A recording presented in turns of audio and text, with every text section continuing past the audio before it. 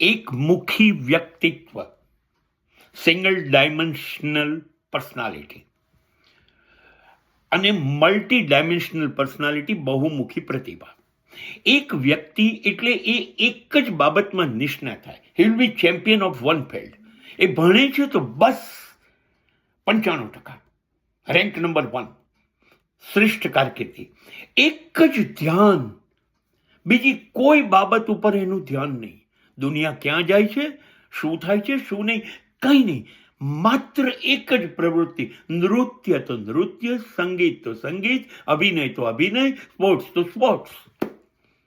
એક જ વસ્તુ, બીજી વસ્તુ પર ધ્યાન નહીં. અને બહુમુખી પ્રતિભા શું કરે?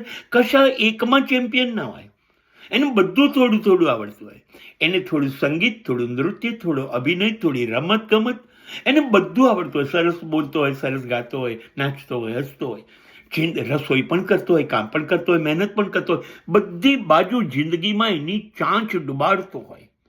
આ માણસ બહુમુખી કહેવાય. આ માણસ શું, ભલે બધી વસ્તુમાં ચેમ્પિયન નથી, પણ આવડત બધું છે, માટે જિંદગીમાં સૌથી સફળ આ લોકો થાય છે.